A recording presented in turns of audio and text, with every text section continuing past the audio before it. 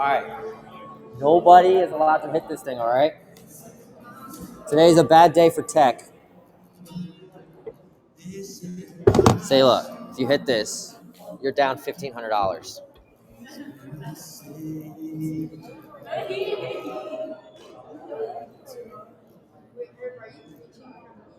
No, I'm preaching over there. It's just the video wall is not working, our streaming is not working. The whole thing. Dude, should we just cancel?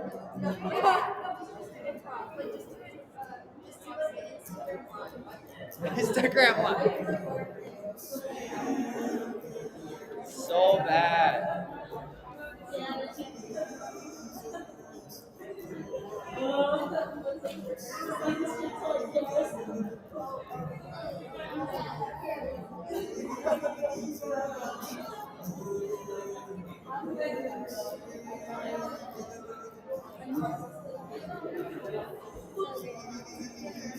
Oops, nope.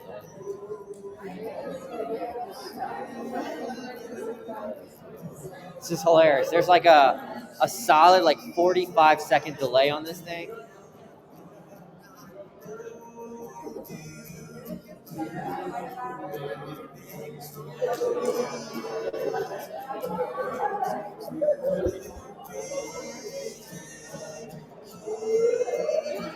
Hold on, it's delayed. Yeah.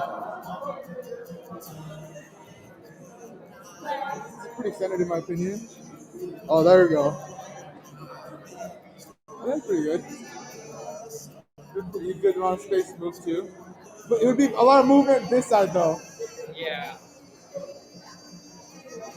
Hold on, I'm like waiting for this. It looks good. Alright, it works. Yeah. I'm gonna move it back right now. No, it's good. It's good. But you for that? That's good? Okay.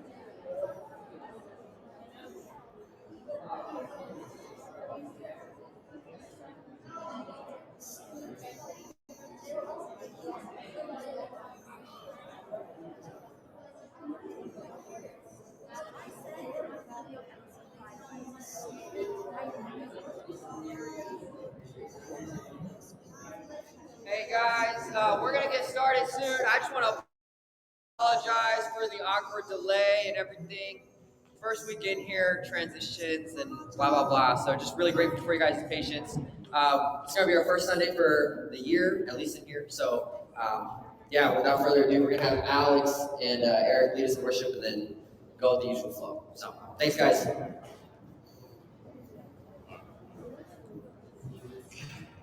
Hello. Sweet. Awesome. Well, Catapult, how are you guys doing? Oh, so dead. Okay. So, yeah. Well, welcome. This is our first time in here in the porch. I'm glad that you guys could all join us. And also for those of you who are joining online, welcome. Yeah, so as Eric mentioned, we have a lot of technical difficulties. As you can see, this is not working. It's black. So hopefully we'll get this all worked out next week. But in any case, I think it's kind of crazy how, I don't know if you guys remember 2 years ago or even last year we were in here and we had like these two TVs on the side here and then just a stage. But now that we have this whole room built out for us, I think it's gonna be fun. It's gonna be a fun year. So yeah, why don't we all stand as we start with worship?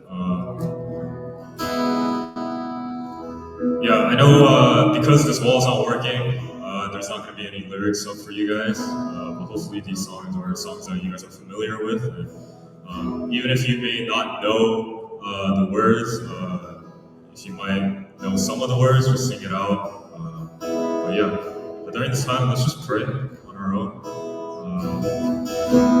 Yeah, what a joy it is that we get to worship in this space. I know that right now it's just crazy with COVID going on again, and we thought we would be done last year, but it's 2022 and it's still going on, and so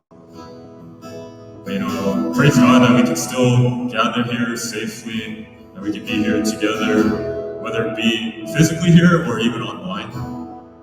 So yeah, why don't we just pray, just thank our God that we get to gather here in this space, and yeah, I'll open us up in prayer and we'll begin worship. So let's pray.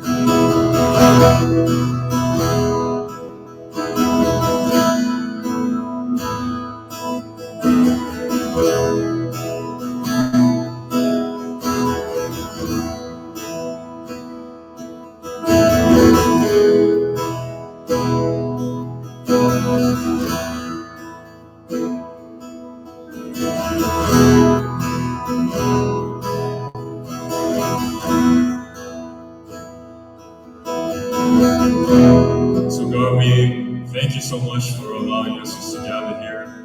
God, I know there's just a lot of things going on, but Lord, we just want to focus on you today. We just want to focus on,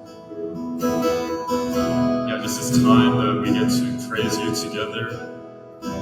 Just this time that we get to just be with one another as brothers and sisters and worship you all together, God. So Father, I pray that whatever we may be going through, I just pray, God, that we can truly just set aside everything and just come before you with an open heart, just opening our ears and our eyes to you during this time. So we thank you, we love you, in Jesus' name.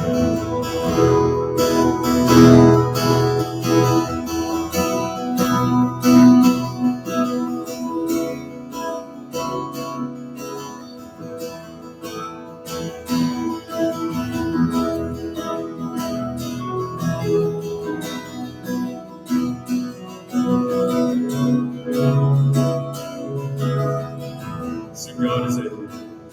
God is able.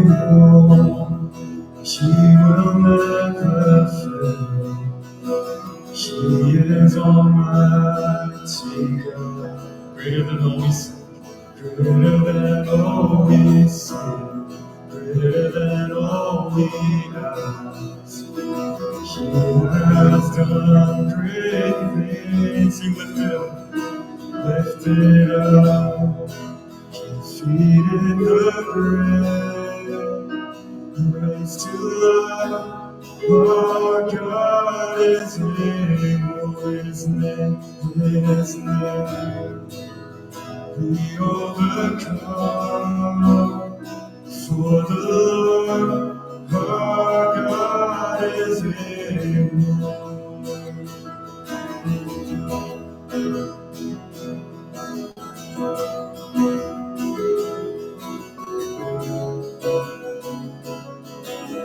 See, God is with us. God is with us. God is awesome. He will make a way. Far above all we know, far above all we know, He has done great things.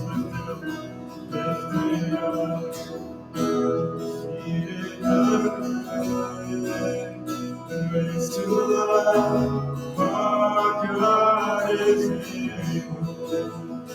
In His name we overcome. For the Lord our God is able. God is with us. He will go before. He will never leave us. He will never leave us. God is for us.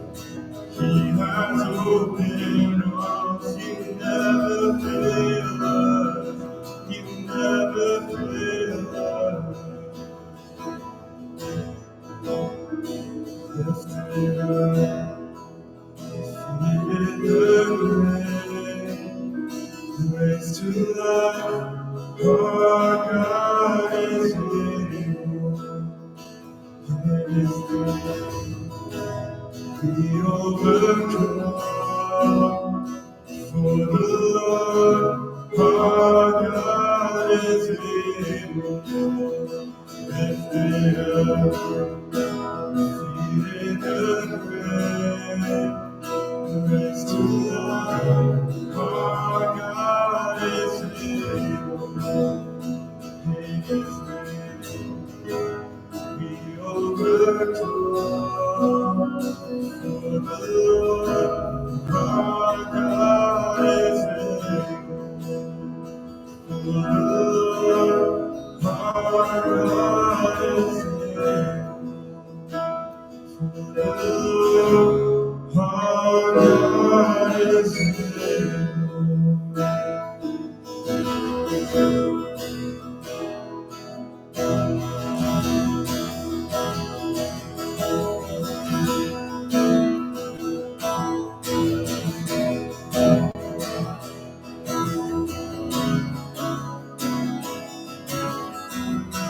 So everyone needs to touch.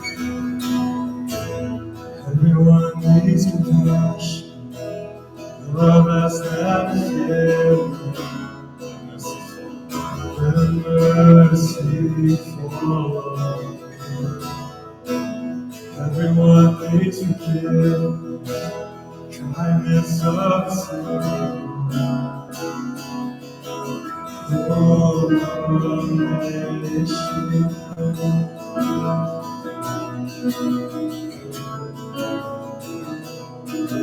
Savior, He can move the mountains. My God is mighty to save. He is mighty to save. Forever offer us salvation. He rose and conquered the grave. Jesus conquered the grave.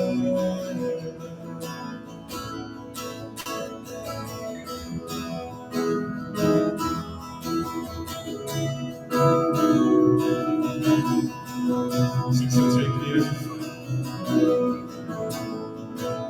Take me as you find. All my fears are filled. Fill my life. Give my life to follow. Everything I believe. All I surrender.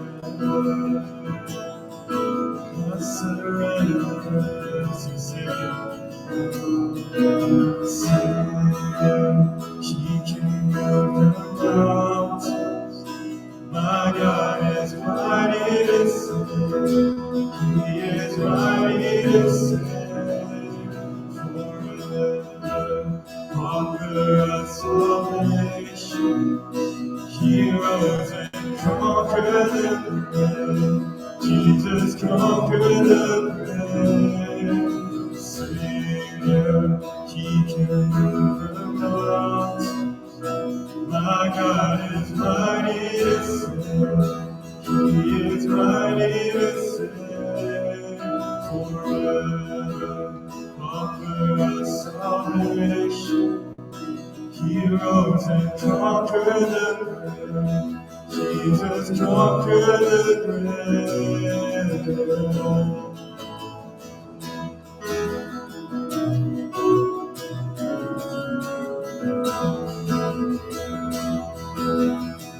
See, shine your light and let the whole world see. Singing for the glory of the risen King. Jesus, shine your light and let the whole world see. Singing for the glory of the risen King. Savior, He can move the mountains. My God is mighty to save. He is mighty to save. Forever author of salvation. He rose and conquered the grave. Jesus conquered the grave. He rose and conquered the grave. Jesus conquered the grave.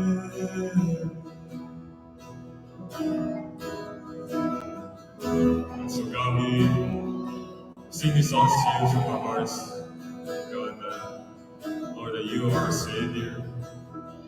Lord, that we truly believe that in our hearts. So God, be with us during this time. As you speak to us, you speak through the word as He delivers your message for us today. Lord, we thank you so much for this time. We love you in Jesus' name. All right, hey guys, thank you so much for joining us today. It's pretty cool to be in the porch. Just a couple quick things. We're going to be here from now until who knows how long. And so on Wednesday nights and Friday nights, just kind of the same routine that your parents did to drive you here. Just get dropped off here right in front of the porch, and then they'll pick you up here as well, okay? So seniors, juniors, maybe even some of you sophomores who can drive, please park your cars here in the back. Don't park in the front, because that door's going to be locked, so then you're going to walk like really far, okay? Anyway, so let's kind of get started. Raise your hands if you feel like 2021 was kind of a blur. Like, raise your hand if you felt like it was kind of a blur. Some of you not. When I was reflecting on my year at home, I was like, oh my gosh, like, I'm trying to think and figure out and process everything that happens. At the beginning of the year, like, I found out, okay, Herb, we get promotion full time at my previous church. Is there a lot of static? You guys hear that? Or is that just me? Okay. And then 3 months later, I get a job interview here. And then 3 months after that, I'm here. And then 6 months later, I'm going back home. And it just feels like things just went so fast.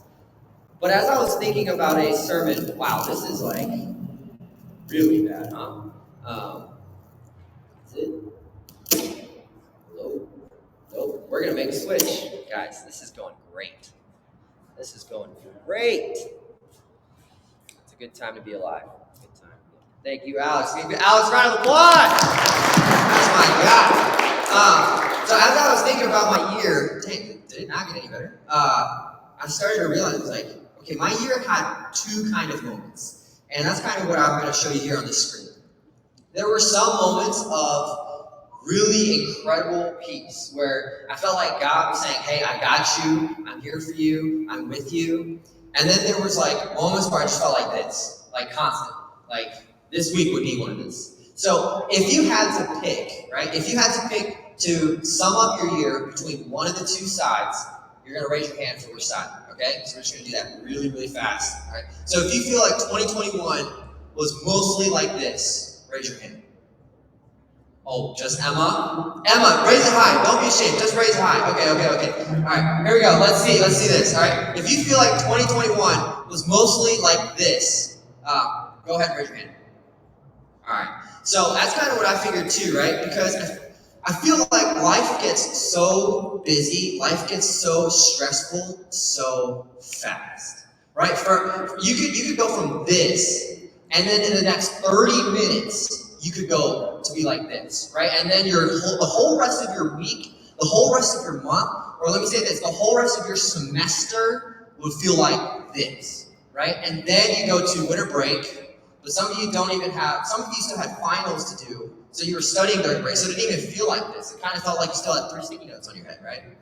And so today is the first Sunday of our youth service for 2022, and I felt like it would be appropriate to kind of talk about a way to pursue this for 2022, a way to kind of live your life so that way you can have and experience this as much as possible in 2022, because let's be real, this is exhausting, this is not fun, and you'll burn out so fast if you keep living like this. So today we're going to look at a verse in Philippians. So turn with me in your Bibles to Philippians chapter 4, and we're going to start with verse 4, okay? So Philippians chapter 4, verse 4. I like the NIV, you can use whatever version you want.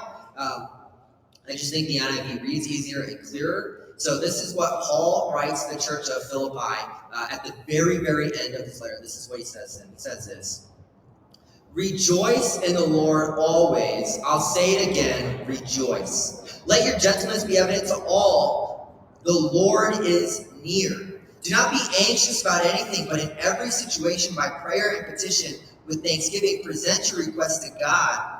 And the peace of God, which transcends all understanding, guard your hearts and your minds in Christ Jesus." Guys, the reason why I picked these verses, and we're going to actually study a little bit more after this, is because I think that Paul is giving us the keys to finding peace, the keys to living a peaceful life, the keys to pursuing peace as we go throughout our next year. And so the first thing I want you guys to understand is that God's peace comes through a pursuit of God's heart. God's peace comes from a pursuit of God's heart. And here's how we pursue God's heart. The way we pursue God's heart is through first choosing joy. Choosing joy. In verse 4, rejoice in the Lord always. I'll say it again, rejoice. If you guys think back to our Thanksgiving worship night, the whole thing was about gratitude. The whole thing was about thankfulness. And when we choose to be thankful, we have a reason to rejoice. When we choose to be thankful, we're not going to let our circumstances dictate how we feel. When we choose to rejoice, when we choose to be thankful, we're pretty much immovable. We're not going to let someone else dictate our happiness. We're not going to let something else dictate our happiness. And so, Paul is saying, hey, rejoice in the Lord. Trust in God, in which he has given you these things, in which he is sovereign over these things, and he cares about you. And so rejoice. Have a posture of thankfulness. Have a posture of gratitude, because nobody wants to be around a complainer, right? Nobody wants to be around a complainer. And then the next thing that he says this in verse 5. He says, let your gentleness be evident to all, for the Lord is near. Let your gentleness be evident to all, for God is near. And this word gentleness in the Greek, it has like many different meanings, but we choose to translate it as gentleness just to kind of make it easier. But in the Greek, it kind of goes as not self-seeking. It's not self-seeking. So let your not self-seekingness be evident to all. Or it's the opposite of a spirit of contention or disagreement. The opposite of that. So someone who's always like trying to one-up you, someone who's always trying to be right and complains when they're not right and just keeps pushing it on you, he's like, be the opposite of that. Be the complete opposite of that. Some of you guys don't know. I was supposed to show that. That's why I don't do slides myself, guys. This past Thursday was January 6th. It was the 1-year mark of the insurrection that happened at the Capitol. Now, what you see on these pictures, this was like 45 minutes away from my house. Okay, this was close. And I remember being on Twitter and watching things happen, like live, like people live tweeting and all this stuff. And I was just amazed. I was amazed and I was furious. Because here's why I was furious, okay? So if you don't know, if you weren't really following it, I'm going to kind of give you just a brief synopsis of what happened. First off, they built a noose outside of the Capitol. And on this noose, we have sayings of, in God we trust, or God left the USA. Okay? We're throwing God on a noose. All right? And then, you see this in front of the Capitol and all this stuff. We have Jesus saves as part of this insurrection, to the Capitol. And then here, when they stormed the Senate or Congress or whatever building that was, they recorded a video of people saying a prayer that this was good in Jesus' name. This is why it infuriates me, because this is the opposite of what Paul is talking about. This is the opposite of what Paul is talking about. Nothing about this screams gentleness. Nothing about this seems not self-seeking. Nothing about this seems the opposite of a spirit of contention and disagreement. Because these, people here, and honestly, if you read this article right here by Time Magazine is written 4 days ago. It's a year from now, right? More Christian nationalist violence is likely after January 6th. People think because of these groups of people, this group of Christians, that we get labeled now, the whole rest of Christianity gets labeled as, oh yeah, we're going to create more violence. Because these people weren't gentle. These people didn't choose to walk away from a spirit of contention and disagreement. They didn't pursue gentleness. They pursued their own self-seeking agenda. Right? This is the opposite of what Paul is talking about. And the third thing that Paul says for us to do is through prayer. We pursue God's heart through prayer. And in pursuit of God's heart, we'll then get God's peace through prayer. Because he says this, he says, do not be anxious about anything, but in every situation, by prayer and petition with thanksgiving, present your requests to God. And I love what Paul is saying. He's like, hey, don't be anxious about anything, but present your request to God with prayer and petition. Right? To petition is to argue for something, to wrestle with God. Paul's saying, look, just be real with God. Be real with God when things aren't going the way that you want it to in life. Be real with God with the things that you disagree with that are happening. Be real with God with the things that you're really wrestling with internally about Him, about your situation, about your friends, about your parents, about your grades, whatever, about your school, whether you got into or not. Wrestle with God. Because in wrestling with God, God will meet you where you're at. Philippians chapter 2, we talked about this way long ago, that God came down to earth, that He humbled Himself. He came here to make sure that you understood Him and He understood you. So wrestle with God in prayer, and through wrestling with God in prayer, you will discover His heart.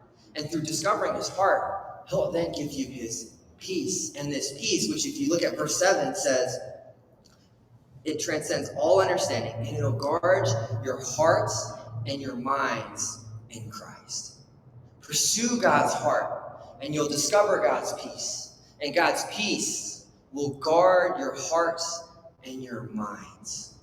Now, the reason why I'm kind of talking about these verses today is because I think they're so practical. And this is why I love reading my Bible, and I'm not very good at it. I'll be honest. You guys call me Pastor Irvin. Stop doing that.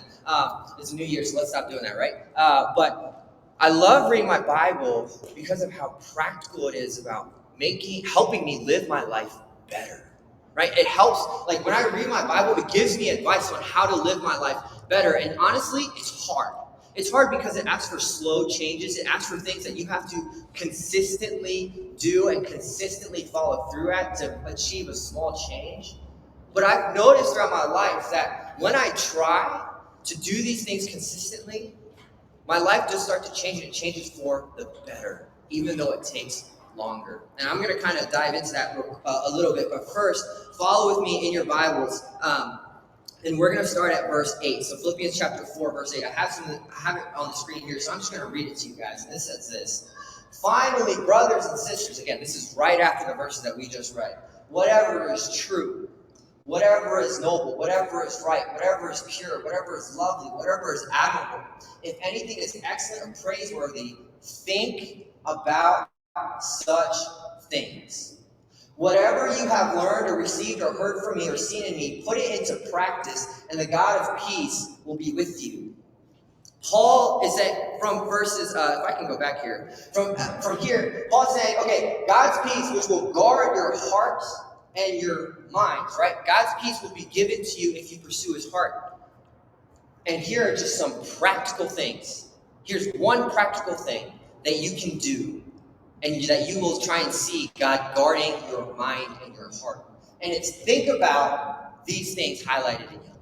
Think about whatever is true, noble, bright, pure, lovely, admirable, excellent, or praiseworthy. Think about such things. But let me kind of tell you what we're doing that is the opposite of that. Okay? Let me tell you. Or let me just show you. So if I get on my phone, get on Instagram, I just scroll and scroll and scroll and scroll.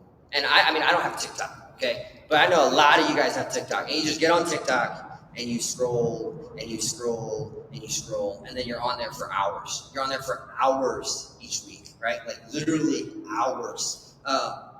And the reason why I bring up social media is because, and you guys know this, I know you guys know this, your parents are kind of starting to understand this, and I know for sure that I know this, that studies have shown and are linking social media usage to your anxiety levels and to your depression levels.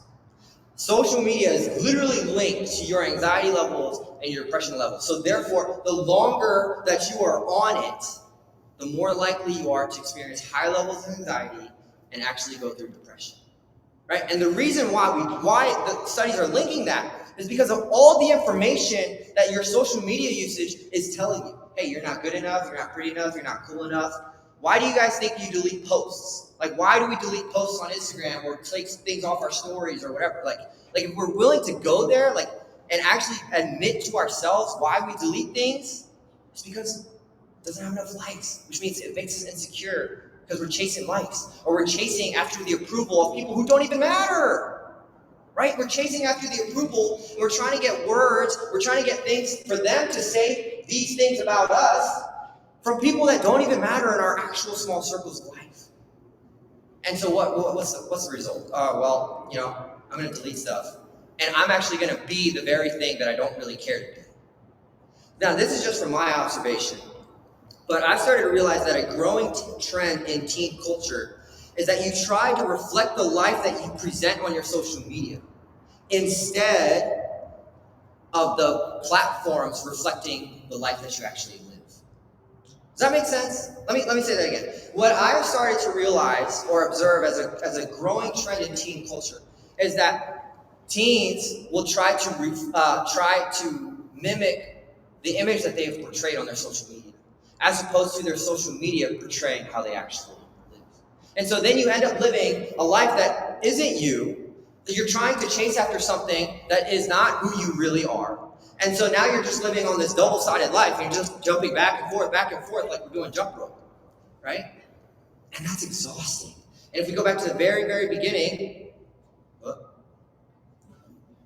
that's what this does. Right? When you jump back and forth, back and forth, back and forth, you just create more stress for yourself. Because you're not thinking about what is true about you, what is noble about you, what is right about you, what is actually pure and lovely about you, or admirable, or excellent, or praiseworthy. Instead, you're chasing after things or approval from things that are the opposite of that. And so, guys, I've fallen into this trap too. And so as I was reading this section, right, and kind of praying over it, I started to realize, I was like, wait, there's a version of this that I actually live out and that I actually believe. And let me show you what that is. Complain to God always. I'll say it again, complain. Let your anger and complaining be evident to all. God is far away. Be anxious and worry about everything, and in every situation, through prayer with a complaining spirit, be angry at God. And the peace of God, which transcends all understanding, will magically appear over you to guard your hearts and minds in Christ Jesus. Also, whatever is false, disgraceful, wrong, impure, hateful, and repulsive, spend a lot of time thinking about such things. Whatever you have learned or received or heard from good people in your life or seen, just ignore, and you will still unrealistically expect the God of peace to feel close to you. Guys, this is stuff that I wrestle with so hard because I fall into this all the time. Especially when especially this. False, disgraceful, wrong, impure, hateful, repulsive. I spend a lot of time thinking about those things, about myself, from people that don't really matter to me. Because I let them say these things, and I'm like, oh man, you know what? You're right. Like, but then the good people in my life, my best friends, my mentors and stuff, they keep saying, Irv, why do you give them so much time, energy, and attention? What are you doing? It's like, we know you better. We've been with you longer. Why does their approval matter? Right? And so, maybe it's kind of like a wake-up call for us. But you will not achieve a peaceful year or a peaceful life if you're not willing to take steps to pursue thinking about things that are right and true and lovely and admirable and excellent and praiseworthy. You won't achieve inner peace in your heart and in your mind if you spend 8 hours a day on your phone, and out of 8 of those hours, it's 6 hours on social media. Like, the studies just tell us. And honestly, you can even just Google a random study and it'll probably say the same thing. All the things that your social media tells you and that your friends are telling you on social media and even up to the filters on Snapchat and stuff. Like, it's all designed to make you think, oh, I wish I looked a different way. Oh, I wish I was a different way. Oh, I wish I acted a different way. Oh, I wish I had something different. But what if the very things that are good in your life now are actually the best things for you? Right? And so this is why I love reading the Bible. This is why I love following Jesus, because Jesus inspires me to be a better version of myself, because he actually believes in a better version of me. And that's why I'm in youth ministry. That's why our youth leaders are here in youth ministry, because they believe in the better version of you and they want you to be the better version of you. And this is why I love what Paul writes here, where he says, whatever you have learned or received or heard from me or seen in me, put it into practice. See, Paul was the mentor to the church of Philippi. Paul was the mentor to the church of Philippi, so he's reminding them, hey, he's like, guys, do you remember our time together? Do you remember the moments that we've shared together? Do you remember learning from me and me like trying to teach you a couple things on how to be better at life? You remember those things? Good. Put it into practice. Put it into practice. Small steps every day. Put it into practice. You know, guys, I was just talking about your youth leaders. Your youth leaders, they put up with so much spam from me. I am constantly emailing them and texting them and reminding them and forcing them to write letters to you guys and stuff, because they're invested in you. Like, come on. Oh, I know you guys are busy, right? At the very beginning, we said, hey, raise your hand for blah, blah, blah, right? I know you guys are busy. But your youth leaders are also busy. And they intentionally and willingly give up Wednesday nights, Friday nights, and Sundays, and a whole weekend to go on retreat, because they believe in a better version of you. And so I'll be really honest with you guys, and like, sorry if it sounds like I'm yelling, but you're wasting a perfect opportunity if you're not reaching out to your youth leader. You're wasting a perfect opportunity to grow and be a better version of yourself if you're not asking your youth leader to meet up with you over Yogurtland or Boba or whatever and just talk about life. You're wasting a perfect opportunity. And you know, guys, like, I know some of you have really struggled with this because you've had different leaders from every single year. And I want to say I'm sorry that that's been your youth ministry experience. I don't like that. I really don't like that. That's one of the things that I'm trying to change, that our youth leaders now here today are trying to change, because I want them to follow you through middle school or all of high school or all 7 years, because then you can actually build a relationship. But for you seniors, you're gone in 5 months. It's just true. You got 5 months left to soak everything out of your youth leaders. Take advantage of that. Juniors, you got just a year and a half left. And our seniors today will tell you that goes by so fast. So take advantage of your youth leaders who are practicing living out what is true, noble, right, pure, lovely, admirable, excellent, and praiseworthy. And they're practicing thinking about these things and training you to think about these things too. So here's my main point of today, guys. Input determines output. Real simple. Real simple. For 2022, I want you to remember this for 2022. It's just 3 words. And these 3 words come from the 5 verses that we just read. Input determines output. What you put into your mind, what you feed yourself as you read and look at your phone and the things that you experience in this life, it determines your output. It determines who you become, right?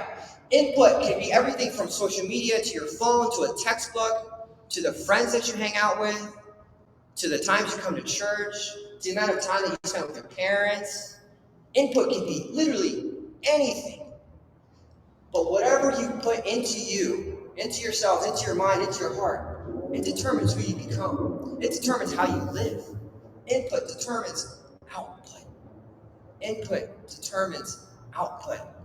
And so my challenge to you is let these things be your input. If it's not true, get it out of your life. If it's not noble, get it out of your life. If it's not right, stay far away from it. If it's not pure, start running the other way. If it's not lovely, if it's not admirable, if it isn't excellent or praiseworthy, don't give it any time, because that's not worth thinking about. Input determines output. And so I have, three things to kind of just think about. Rejoice, relax, rest. Rejoice, relax, and rest. To kind of get peace, you gotta choose joy. You just gotta relax, and then you gotta relax a little bit. Stop taking everything so seriously. When you are relaxed, wow, that is so annoying. Let's just wait 5 seconds, not seconds.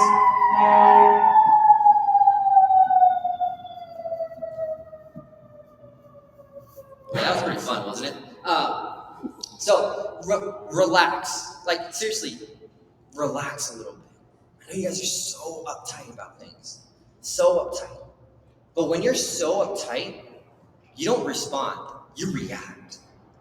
Right? Think about the times that you have reacted to something that you should have took a breath to respond to. Right? A reaction kind of looks like this. Like when your parents yell at you, you immediately yell back. When a friend says something about you, you immediately fire back, right? That's reacting. But if you take a breath, relax a little bit, then you can respond. What I found in my life, when I'm stressed, when I don't have my own inner peace, I start reacting to things, I immediately regret how I reacted. But if I take a breath and I respond to things, I'm like, I'm good. That's my challenge for you guys. And lastly, rest. Rest. Look, we're at the beginning of the year, and honestly, I had one of the craziest weeks this past week. Literally wrote this sermon at 11 o'clock last night, okay? But I was so busy, I couldn't do the things that I actually wanted to do. My mind was racing everywhere, and I felt like I was running 1,000 miles per hour, and that was just for a week. But I know some of you guys, y'all are doing that for a whole semester. And in running 1,000 miles an hour for a whole semester, you feel like you're constantly tense, you're constantly tired, you're constantly uptight, and you have these heart-pounding, stomach-churning activities that keep you in a constant state of anxiety. Man, you gotta give yourself a break. You can't keep doing that. You can't keep doing that. We just go back to the very beginning. This is so fun doing this. You can't do this the whole time. You can't. I'm sorry, you're not superhuman. You can't. You're just a dumb human, okay? Relax. Because input determines output. Input determines output. So I'll close with this story. A few years ago, I went to this huge conference in Atlanta, Georgia. It's called Passion. So when you guys get to college, I want you to make it a priority. Yes, you have to travel all the way across the East Coast to go to Passion. The reason why I'm telling you to go to Passion is because when I was there, I took like 15 college students to a stadium of 70,000+ other college students praising God, doing church. And I remember this conversation with one of my college students who was really, really struggling. I'm talking like really struggling. Clinical depression, abusive parents, friends that were burned out from her needing help all the time. She was so lonely. And I knew that she needed to go to this conference. I knew she needed to go. Because the things that she kept hearing and kept getting fed into her mind were not true. Were not good. Were not lovely, admirable, excellent, praiseworthy, whatever, right? So she went. And in the middle of one of the worship sessions, she goes, "Hey, Irvin, this is a journal that I have. Can you just rip this page out?" And I was like, okay. So I just ripped it. She's like, "But don't look at it." Okay. She's like, "Yeah, just put it in your pocket, and then when you get a chance, throw it away." And so I rip it out, put it in my pocket, and as we were heading out the stadium, I throw it away, and I don't even think twice about it, right? I was like, okay, whatever. Awkward interaction. I have with students all the time, right? So we get back to our hotel rooms, and we're having our like debrief meetings and stuff. And after we have our debrief meeting, she taps me on the shoulder and said, "Irv, can I meet with you for a second?" Yeah, sure. So we step out in the hallway, and now she is like, before she can even say another word, she's just sobbing so hard. So hard. And it's because in that paper that I ripped out, she said, "I'm going to kill myself when I get back because life isn't worth living because I'm trash." Now, think about how much information she had to hear, she had to see, she had to experience to get to a point where she's going to write, "I'm going to kill myself because I'm a piece of trash." Think about that, right? The stuff that she was experiencing and taking in, inputting into her own self, whether it is true of her, like because of her circumstances or just because of herself, like it determined her output. And her output was, "I'm done." Right? Guys, I don't want that for you. I never want that for you. I've already had a student die. And I've only been in ministry for like 7 years, and I'm 27. Okay? I don't want that for any of you. And I don't even want a crappy 2022 for you. I want you to have a peaceful 2022 where you feel unmovable, where you feel like you are thriving. And I promise you that if you can memorize Philippians 4:4-9, and really put it into practice and take advantage of your youth leaders, that your year will be so much different than you really think. You know, let me say this. I always hear this saying at the beginning of a new year. They say, "New year, new me," right? New year, new me, right? And I hate that saying. The reason why is because you're not going to be a new you. You just can't. You're you. How are you going to be new, right? Instead of new year, new me, how about new year, better me? New year, better me. How can I be 1% better than what I was yesterday? Just 1% better. How can I think of one more true thing about myself, or live one more thing that is right or admirable about myself today than I was yesterday? Just one more. Just 1%. 1%, 1%, 1%, 1%, 1%. And it'll be so much different. So I'm going to invite the band to come back up, and we're going to kind of close out our time. Yeah, thanks, guys.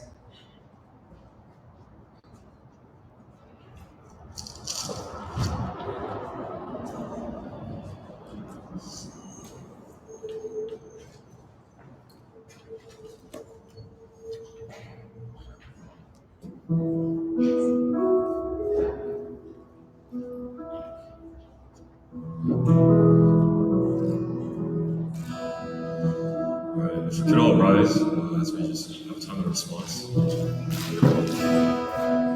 And again, just before we sing the song, I know that, again, we don't have lyrics, but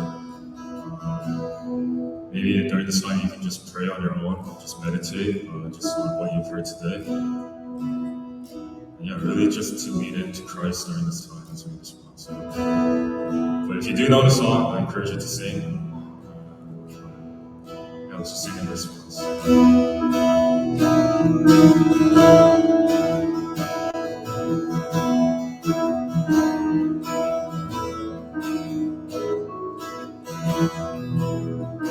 Are you hurting and broken within? Overwhelmed by the weight of sin? Jesus is calling. Have you come to the end of yourself? Do you thirst for drink from the well? Jesus is calling.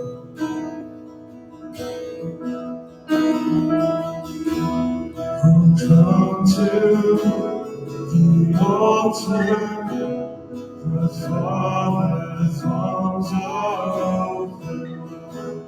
Forgiveness was bought with the precious blood of Jesus Christ.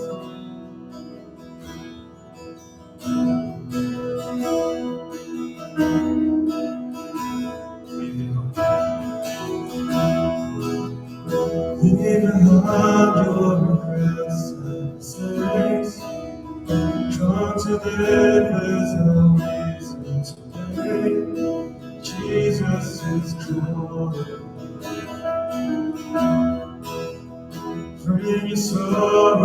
portrait of joy. From the ashes of you is born. Jesus is calling.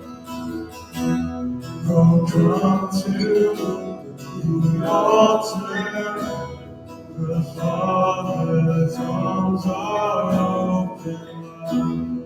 Forgiveness was bought with the precious blood of Jesus Christ. Come to the altar. The Father's arms are open. Forgiveness was bought with the precious blood of Jesus Christ.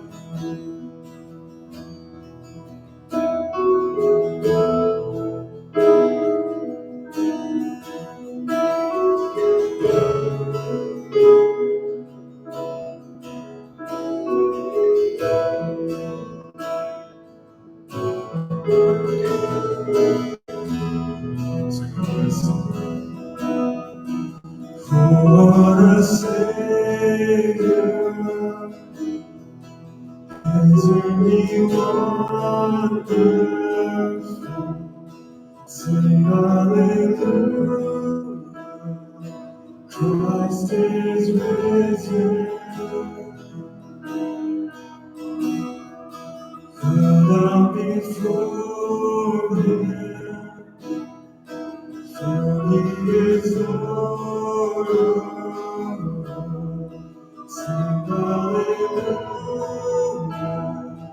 Christ is risen. What a Savior, what a Savior, to be wonderful. Sing hallelujah, Christ is risen. Bow down before Him, for He is Lord of all. Sing hallelujah, Christ is risen.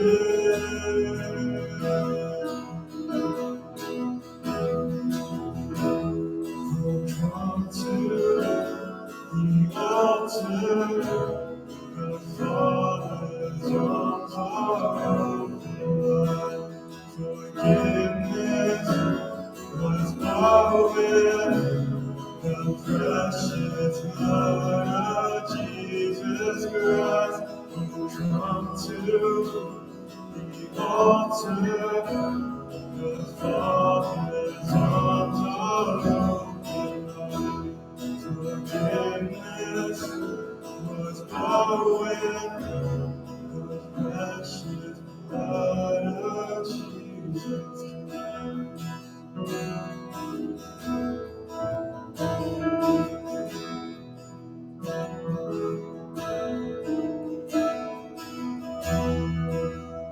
The cross has waited for the crown. Tell the world of the treasure you found.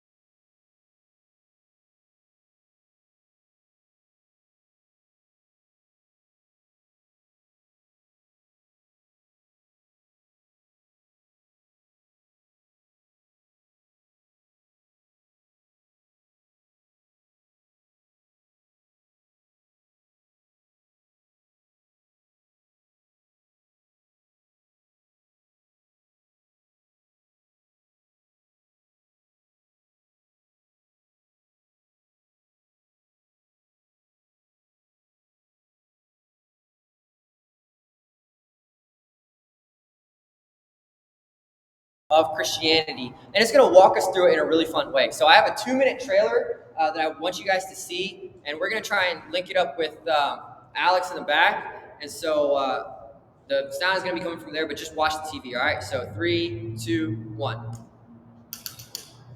Okay, you rolling? Okay, we're gonna scare Jason with this spider. Come on, we're gonna get him back. Watch it! Guys, listen, don't set it up.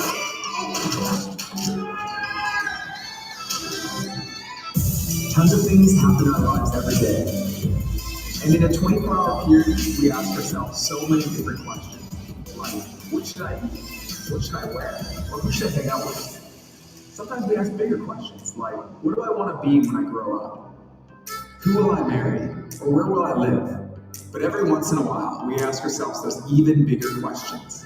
Questions like, why am I here? What's my purpose? And is there more to life than this?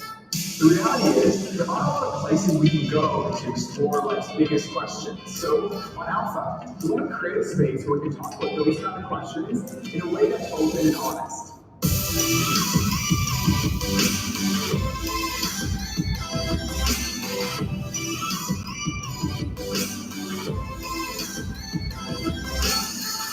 In each one of our hearts, it's like we have a happiness bucket that we're constantly trying to fill.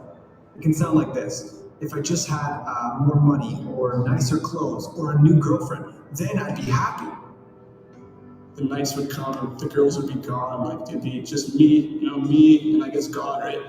And I'm like, okay, there's definitely more to life than this. Like, I just want, and you don't get anything. There's this deeper, even spiritual hunger that we're all trying to satisfy. As someone who grew up in an atheistic home, I wasn't just going to accept what he said. So I was like, okay, did this actually happen? So what's the evidence? I'm not going to just buy into something because I get swept up in emotion. You have approximately 570,000 hours left to live. And we want to invite you to spend less than 24 of them with us on Alpha. Cool. So that is just a really quick trailer summary of kind of what we're going to be doing. So as you can see, it is. I'll just turn this off. It's going to be a video series. So thank God you don't have to hear my annoying voice anymore for at least like 6 weeks. Okay, and it'll be super friendly. Like we'll be watching a video and then we'll pause it because it'll be like, hey, discuss with someone what you would do if you had 24 hours to do whatever you wanted with unlimited money. So then you'll talk to your friends or whatever. And then you'll go to small groups, and that's after the video, and you'll talk about your answers to the questions that are presented here, like the fun ones and even the serious ones, and then there'll be some other questions. So I promise you, it'll be like really engaging, really friendly for your friends to come if you want to bring them. And so if you have any questions about it, like talk to me, and yeah, I'll just see you guys in a couple days. So thanks, guys. Break. Get out of here. Hey, Kurt, can I just end it?